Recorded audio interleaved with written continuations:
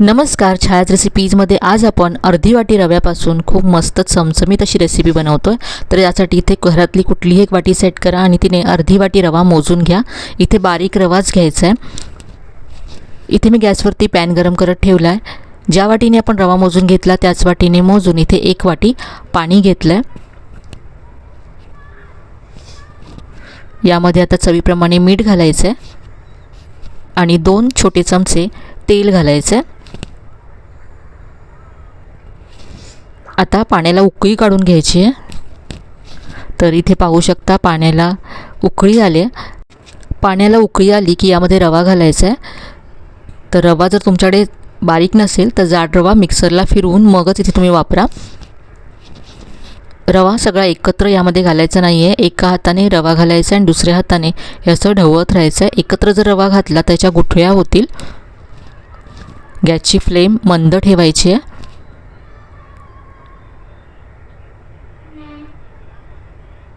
सतत मिक्स करून यातल्या सगळ्या गुठळ्या काढून घ्यायच्या आहेत।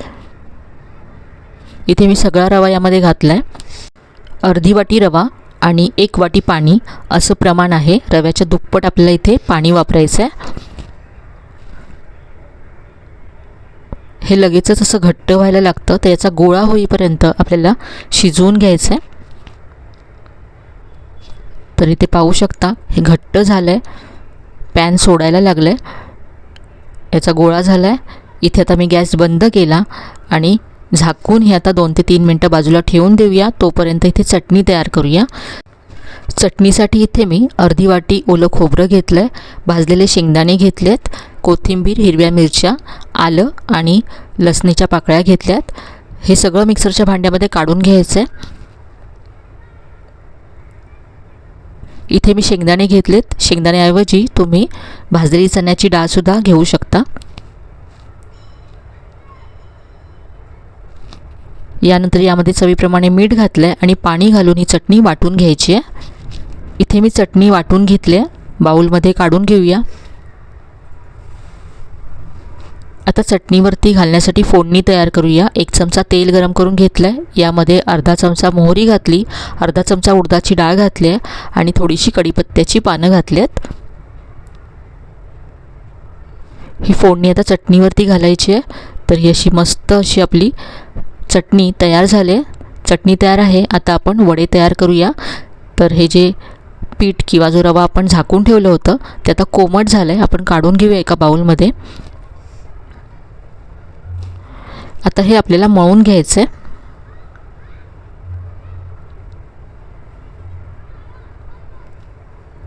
कोमट असतानाच आपल्याला हे मळायचं आहे, पूर्ण थंड होऊ द्यायचं नाही आहे। पूर्ण थंड झालं तर हे ड्राय होईल, म्हणून कोमट असताना हे असं मऊ होईपर्यंत मळून घ्यायचं। आता यामध्ये बटाटे घालायचे। 2 छोट्या आकाराचे इथे मी बटाटे घेतलेत, शिजवलेले बटाटे घेतलेत। मोठा जर बटाटा असेल तर एकच घेतला तरी चालेल। हे बटाटे आता किसून यामध्ये घालायचे आहेत। दोन्ही बटाटे इथे मी किसून घेतलेत। यानंतर यामध्ये अर्धा चमचा जिरं घालायचं आहे, बारीक चिरलेला कढीपत्ता घातला आहे, बारीक चिरलेली हिरवी मिरची घातली, यानंतर किसलेलं आलं घातलं आहे, भरपूर कोथिंबीर घालायची आहे।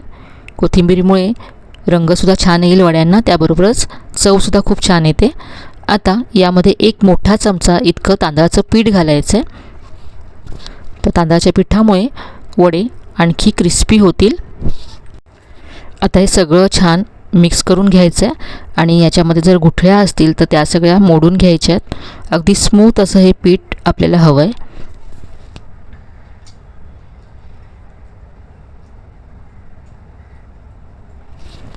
तर इथे हे मी मळून घेतलं आहे। पहा, याचा अगदी स्मूथ असा गोळा तयार करून घेतला आहे। तर असं मळून तुम्ही ठेवू शकता फ्रीजमध्ये। जर तुम्हाला सकाळी मुलांच्या टिफिनसाठी बनवायचे असतील हे वडे तर तुम्ही रात्री हे असं पीठ तयार करून ठेवा आणि सकाळी तुम्ही याचे वडे बनवू शकता।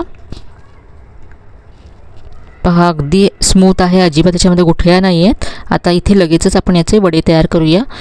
तर इथे मी हाताला तेल लावून घेतलं आहे। इथे मी आता छोट्या आकाराचे वडे बनवते आणि याला मेदूवड्याचा आकार द्यायचा आहे।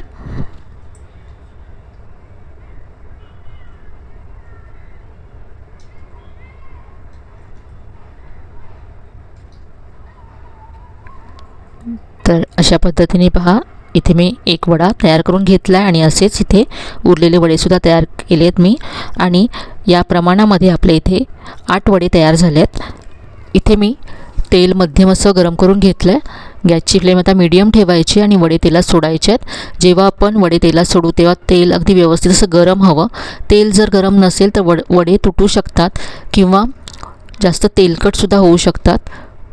म्हणून जेव्हा आपण तेलामध्ये वडे सोडू तेव्हा तेल व्यवस्थित असं गरम करून घ्या आणि मगच तेलामध्ये वडे सोडा.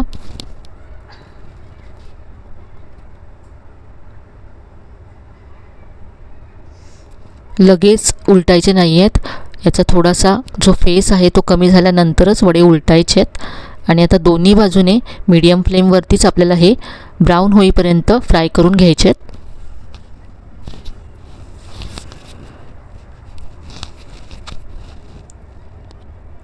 नेहमीच्या मेदू वड्यापेक्षा फ्राय होण्यासाठी या वड्यांना थोडासा जास्त वेळ लागतो, कारण हे रव्याचे आहेत. इथे वडे फ्राय करून झालेत, काढून घेऊया. पाहू शकता अगदी मस्त दिसत आहेत वडे. आणि अशाच पद्धतीने उरलेले वडेसुद्धा इथे मी फ्राय करून घेतलेत. तर हे असे मस्त असे आपले रव्याचे वडे तयार झाले आहेत.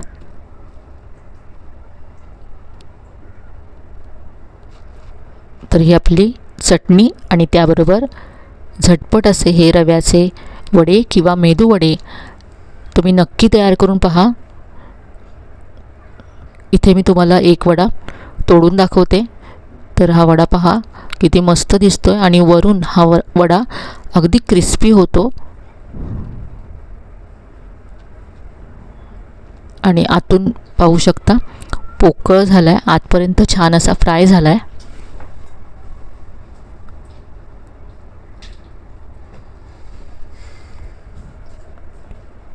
नाश्त्यासाठी किंवा मुलांच्या टिफिनसाठी तुम्ही हे वडे एकदा तरी नक्की करून पहा. रेसिपी आवडली असेल तर व्हिडिओला लाईक करा, शेअर करा. चॅनलला अजून सबस्क्राईब केलं नसेल तर नक्की सबस्क्राईब करा. चला तर पुन्हा भेटूया अशाच छान छान नवीन नवीन रेसिपीसह. तोपर्यंत धन्यवाद.